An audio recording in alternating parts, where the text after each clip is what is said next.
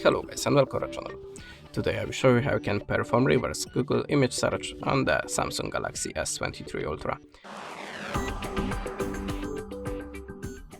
So there is two ways on this device to make it, by the Google Lens and by the web browser.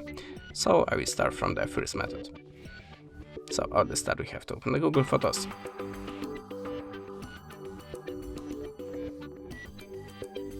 Then look for the image that you want to search in the Google, like this one, and tap on the Google Lens. And now the phone looking for similar or the same photos automatically.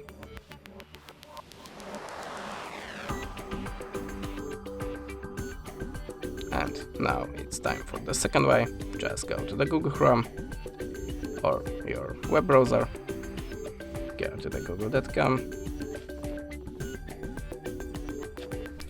and it's a very important step, switch your web browser to the desktop side.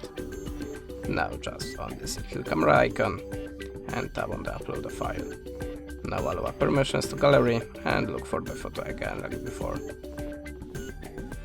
Click done, and now Google looking for this image in the database. That's it. Thanks for the watching, leave us a subscribe, a comment, and goodbye.